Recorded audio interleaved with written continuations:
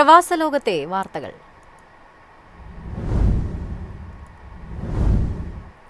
American president Donald ട്രംപിന്റെ Qatar സന്ദർശനത്തിൽ $24,350 കോടി കരാർ ഒപ്പിട്ടു. പ്രതിരോധം, സാങ്കേതികം തുടങ്ങിയ മേഖലകളിലാണ് ഇരു രാജ്യങ്ങളും കരാറിൽ ഏർപ്പെട്ടത്. ഖത്തർ എയർവേസിന് വേണ്ടിയുള്ള ബോയിംഗ് വിമാനങ്ങളുടെ കരാറാണ് ഇരു രാജ്യങ്ങളും ഒപ്പുവെച്ചതിൽ ഏറ്റവും ശ്രദ്ധേയമായത്. $9,600 കോടി കരാറിലാണ് ബോയിംഗ് ഒപ്പുവെച്ചത്.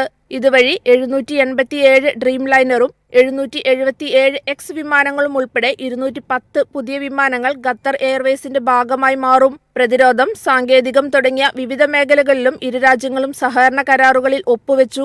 ഊർജ്ജ മേഖലയിൽ $850 കോടി സാങ്കേതിക മേഖല ഉൾപ്പെടെ അമേരിക്കൻ കമ്പനികളുമായി $970 കോടി സഹകരണത്തിന് ധാരണയായി. ഇതെല്ലാം ഉൾപ്പെടെയാണ് $24,350 കോടി കരാറിൽ യുഎസും ഖത്തറും ഒപ്പുവെച്ചത്. സൗദി അറേബ്യയിൽ നിന്നാണ് ട്രംപ് ഖത്തറിലെത്തിയത്. 22 വർഷത്തിന് ശേഷം ആദ്യമായാണ് ഒരു അമേരിക്കൻ പ്രസിഡന്റ് ഖത്തർ സന്ദർശിക്കാൻ എത്തുന്നത്. ഖത്തർ സന്ദർശനത്തിനു ശേഷം അദ്ദേഹം UAE-യിലെത്തും. News desk MyFin TV.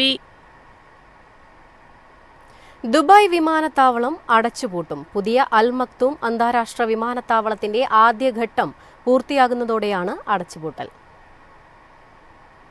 2032 പുതിയ അൽ മക്തൂം അന്താരാഷ്ട്ര വിമാനത്താവളത്തിന്റെ ആദ്യഘട്ടം പൂർത്തിയാകുമെന്നാണ് പ്രതീക്ഷ. കൂടാതെ അൽ മക്തൂം ഇന്റർനാഷണൽ എയർപോർട്ടിൽ 128 ബില്യൺ ദിർഹം ചെലവഴിച്ച് നിർമ്മിക്കുന്ന പുതിയ ടെർമിനൽ വഴി പ്രതിവർഷം 260 ദശലക്ഷമായി യാത്രക്കാരുടെ ശേഷി വർദ്ധിപ്പിക്കാനാണ് പദ്ധതി. ഒപ്പം തന്നെ ഇത് 10 വർഷത്തിനുള്ളിൽ ദുബായ് ഇന്റർനാഷണലിന്റെ പ്രവർത്തനങ്ങൾ പൂർണ്ണമായും ഉൾക്കൊള്ളാൻ പ്രാപ്തമാക്കുന്ന രീതിയിൽ സജ്ജീകരിക്കാനും പദ്ധതിയിടുന്നുണ്ട്. പുതിയ തീരുമാനം നഗരത്തിന്റെ ഭാവിയെക്കുറിച്ച് വലിയ ചർച്ചകൾക്ക് വഴിയൊരുക്കുകയാണ്. ദുബായ് വിമാനത്താവളത്തിന്റെ സ്ഥലം ഭവന, വാണിജ്യ, പരസ്യ ആവശ്യങ്ങൾക്കായി പുനർവിനിയോഗിക്കാനുള്ള സാധ്യതകളാണ് ഇപ്പോൾ ചർച്ചാ വിഷയം. ദുബായിയുടെ തെക്കുഭാഗത്തുള്ള വിമാനത്താവളം പൂർണ്ണമായും പ്രവർത്തനക്ഷമമാകുമ്പോൾ ലോകത്തിലെ ഏറ്റവും വലിയ വിമാനത്താവളമായി അൽ മക്തൂം മാറും. ഇതോടെ പ്രവർത്തനങ്ങൾ പൂർണ്ണമായും കൈമാറ്റം ചെയ്യപ്പെട്ടാൽ ദുബായ് അന്താരാഷ്ട്ര വിമാനത്താവളത്തെ മാറ്റിസ്ഥാപിക്കുമെന്ന വാർത്തകൾ നേരത്തെ ആശങ്ക സൃഷ്ടിച്ചിരുന്നു. അൽ മക്തൂം വിമാനത്താവളത്തിന്റെ വിപുലീകരണം രൂപപ്പെടുമ്പോൾ 100 ദശലക്ഷത്തിലധികം യാത്രക്കാരുടെ ആവശ്യങ്ങൾ നിറവേറ്റുന്ന പ്രാഥമിക കേന്ദ്രമായി ദുബായ് വിമാനത്താവളം തുടർന്ന് പ്രവർത്തിക്കും.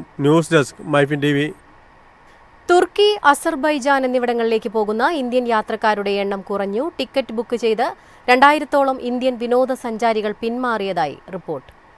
പാകിസ്ഥാനുമായുള്ള അതിർത്തി സംഘർഷങ്ങൾക്കിടയിൽ ഇന്ത്യയോടുള്ള തുർക്കിയുടെയും അസർബൈജാന്റെയും പ്രതികൂല നിലപാട് തുടരുന്ന സാഹചര്യത്തിലാണ് യാത്രാ റദ്ദാക്കലുകൾ വരുന്നത്. ബുക്കിംഗുകളിൽ ഗണ്യമായ കുറവും റദ്ദാക്കലുകളുടെ വർധനയും 2 ലക്ഷ്യസ്ഥാനങ്ങളോടുമുള്ള നെഗറ്റീവ് വികാരം വർദ്ധിച്ചുവരുന്നതായും യാത്രാ പ്ലാറ്റ്ഫോമുകൾ റിപ്പോർട്ട് ചെയ്യുന്നു. നിരവധി ഇന്ത്യൻ വിനോദസഞ്ചാരികൾ ഇപ്പോൾ മറ്റു രാജ്യങ്ങൾ യാത്രയ്ക്കായി തിരഞ്ഞെടുക്കുന്നു. ഇന്ത്യയിലെ ഏറ്റവും വലിയ യാത്രാ ബുക്കിംഗ് പ്ലാറ്റ്ഫോമായ മേക്ക് മൈ ട്രിപ്പിലും തുർക്കിയിലേക്കും അസർബൈജാനിലേക്കുമുള്ള ബുക്കിംഗുകളിൽ ഗണ്യമായ കുറവുണ്ടായി. അസർബൈജാൻ, തുർക്കി എന്നിവിടങ്ങളിലേക്കുള്ള ബുക്കിംഗുകളിൽ 60% കുറഞ്ഞു. അതേസമയം റദ്ദാക്കലുകൾ 250% വർദ്ധിച്ചതായും റിപ്പോർട്ടുണ്ട്. തുർക്കി, അസർബൈജാൻ എന്നിവിടങ്ങളിലേക്ക് മുൻകാല പദ്ധതികളുള്ള യാത്രക്കാരിൽ നിന്ന് അന്വേഷണങ്ങൾ വരുന്നുണ്ടെങ്കിലും മുൻമാസങ്ങളെ അപേക്ഷിച്ച് മൊത്തത്തിലുള്ള താൽപര്യം ഗണ്യമായി കുറഞ്ഞുവെന്ന് ഈസ് മൈ ട്രിപ്പ് സിഇഒയും സഹസ്ഥാപകനുമായ റീകാന്ത് പിറ്റി പറഞ്ഞു. News desk MyFin TV.